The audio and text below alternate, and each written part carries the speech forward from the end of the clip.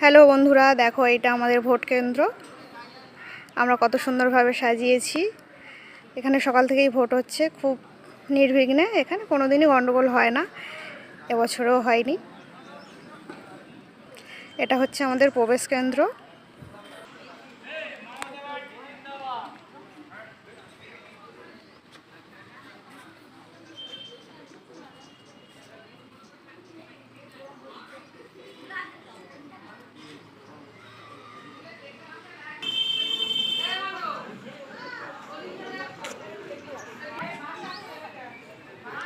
এই যে এটা আমাদের মেডিকেল ক্যাম্প।